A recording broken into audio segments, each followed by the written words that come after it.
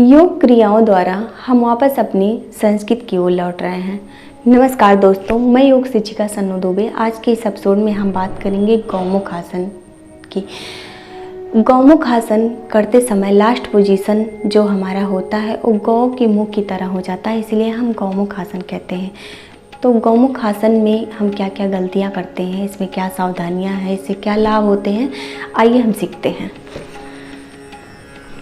सबसे पहले हम मैट पे इस तरह से बैठ जाएंगे दंडासन में और दाहिने पैर को फोल्ड करेंगे बाएं पैर की थाई के पास। ध्यान देना है कि पोस्चर हमारा सीधा हो, कमर एकदम सीधी हो, गर्दन सीधा हो।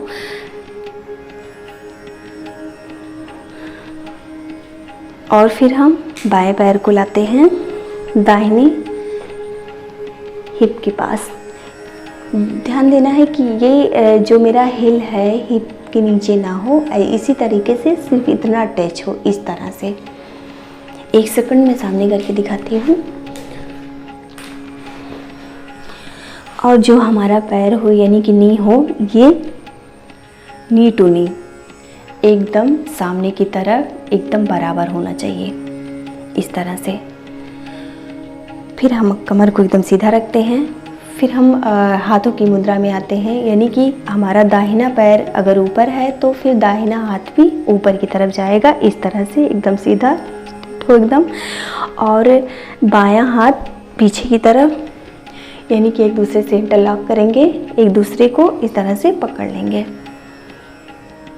ध्यान देना है कि गर्दन झुके ना आगे की तरफ ना पीछे की तरफ, एकदम सीधा इस तरह से। अब इस पोजीशन में हम कपालभाति प्राणायाम भी कर सकते हैं, इस तरह से।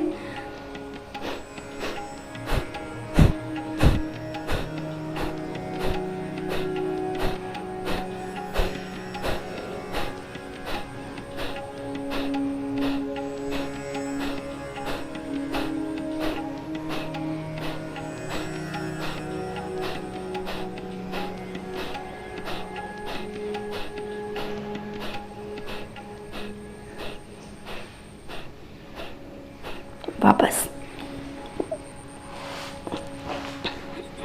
अब हम साइड में करके दिखाते हैं आपको। पहले हम राइट लेग को ऊपर लाएंगे, फिर लेफ्ट लेग को ऊपर की तरफ लाएंगे, इस तरह से। फिर हम लेफ्ट को ऊपर लाएंगे तो लेफ्ट हैंड को भी ऊपर की तरफ ले जाएंगे और राइट से इस तरह से हम पकड़ेंगे, इस तरह से, और करेंगे कपालभाति प्राणायाम।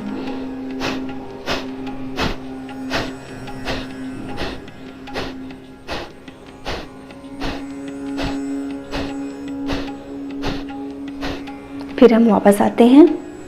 एक बार हम पीछे की तरफ करके दिखाते हैं, इस तरह से। ध्यान देना है हमें, अगर हम इतना भी कर पाते हैं तो कोई प्रॉब्लम नहीं है, कर सकते हैं, इतना भी कर सकते हैं। और जो लोग पकड़ सकते हैं उनके लिए तो और भी अच्छा है।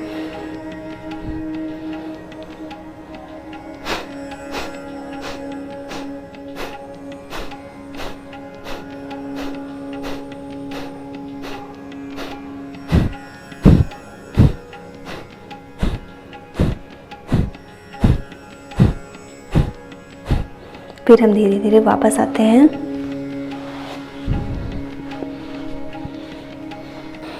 गौमुख आसन करने के पहले हमको ध्यान देना है कि अगर हमारा पैर नहीं मुड़ रहा है तो हमें सबसे पहले कोई इजी योगाभ्यास या कोई इजी आसन करना चाहिए, उसके बाद हम गौमुख आसन कर सकते हैं। हमको ये भी ध्यान देना है कि अगर शोल्डर पेन है या फिर कंधे में किसी प्रकार की दिक्कत हो, हाथों में, कोहनियों में अगर हमको कहीं चोट लगी हो या किसी प्रकार की इंजरी हुई हो तो हम इस अभ्यास से बचेंगे। गौमुख आसन करने से हमारा लंग्स मजबूत होता है, हमारे फेफड़ों को ऑक्सीजन प्रदान करता है, सर्वाइकल जैसी दिक्कतें सही होती है, हमारा पोस्चर सीधा होता है। अगर हम झुक के बैठते हैं तो हमारा पोस्चर भी सीधा हो जाता है। डायबिटीज़ की प्रॉब्लम हो या साटिका की समस्या हो तो इससे आप निजात पा सकते हैं। गौमुख आसन करने से हमारा जो हिल है, ये एंकल जॉइंट है, नी है, थाई, हिप को भी मजबूत करता है। आई होप कि आपको हमारा ये वीडियो पसंद आया होगा। हम नेक्स्ट वीडियो के साथ मिलते हैं, तब तक के लिए नमस्कार, हरिओम।